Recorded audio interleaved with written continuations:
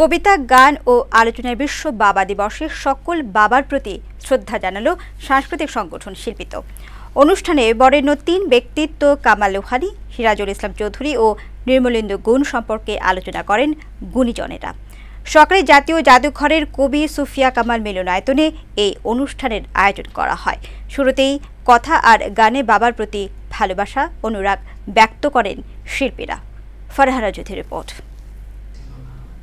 প্রত্যেক মানুষের যাপিত জীবনের নির্ভরতার আশ্রয় বাবা, আর বিশ্ব বাবা দিবসে সকল বাবার প্রতি শ্রদ্ধা জানাতে এই অনুষ্ঠানের আয়োজন করে সাংস্কৃতিক সংগঠন শিল্পিত। অনুষ্ঠানের শুরুতে বাবার জন্য আকাশের ঠিকানায় লেখা সন্তানের খোলা চিঠি পাঠ করে শোনানো হয়। এতে ফুটে ওঠে বাবার প্রতি সন্তানের আবেগ, আবদার, প্রাপ্তি। তোমাকে ছাড়া আমার একটা দিন শূন্য মনে হয়। এদিকে এই জুন মাসে জন্ম নিয়েছেন বরেণ্য ৩ ব্যক্তিত্ব কামাল লোহানী, সিরাজুল ইসলাম চৌধুরী ও নির্মলেন্দু গুণ। তাদের সৃষ্টিময়তা সম্পর্কে আলোচনা করেন গুণীজনরা। শ্বাস প্রশ্বাস আছে ততক্ষণ পর্যন্ত কাজ করে যাওয়ার যে একটা অদম্য স্পৃহা। জ্ঞান, প্রজ্ঞা, বোধরত্ন হচ্ছে আমাদের প্রফেসর ইমেরিটাস যিনি সিরাজুল ইসলাম।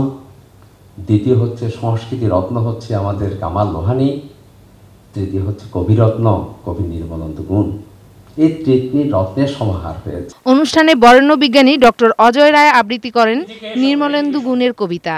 আমি যেন পথ হারানো আধার রাতে একটি পাখি, অথবা কোনো ঘরের মধ্যে আটকে রাখা যুদ্ধবন্দী। পরে কথা ও গানে বাবার প্রতি ভালোবাসা ও অনুরাগ ব্যক্ত করেন সংগঠনের শিল্পীরা। বাবার মতো কেউ বলে না আয় খুকুয়া। ফারহানা জ্যোতি, বৈশাখী সংবাদ, ঢাকা।